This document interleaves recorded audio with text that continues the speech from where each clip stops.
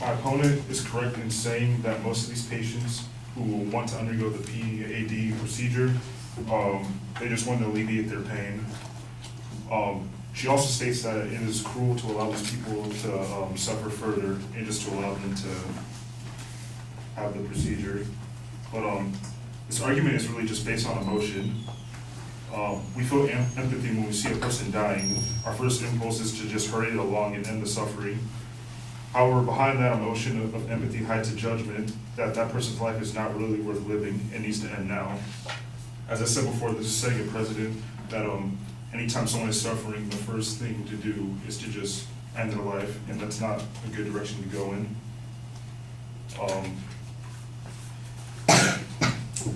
She also stated that physician-assisted death is only for those with a clear mind, but however, as I stated before, those who are suicidal are not clear-headed.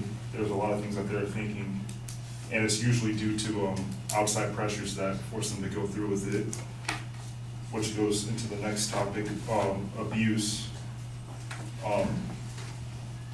My opponent said there was no way or no cases where the law was being abused. However, vulnerable patients can be abused by this law, such as the caregivers of these people hold a huge burden by taking care of them in their terminal illness, and it will be easy for them to just convince them to want to undergo PAD so they can be free from the trouble of taking care of them.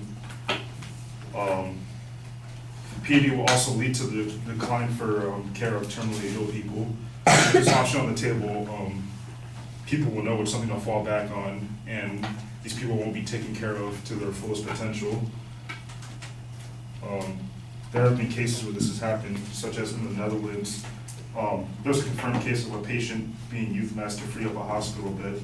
Things like that, just to save time or money, can happen with this law.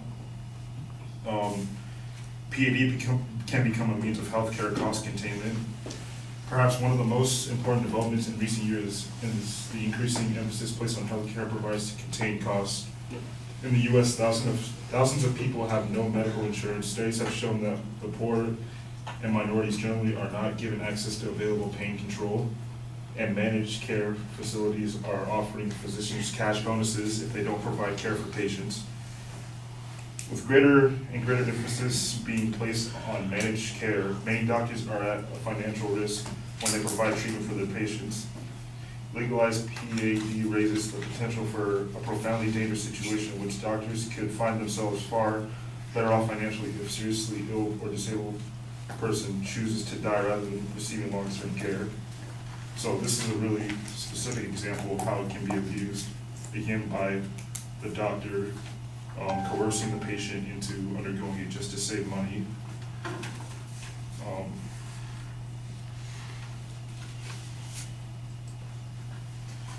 One final example of how it can be abused is the cost for the prescription of PAD is about $50, while chemotherapy treatment costs about $1,000.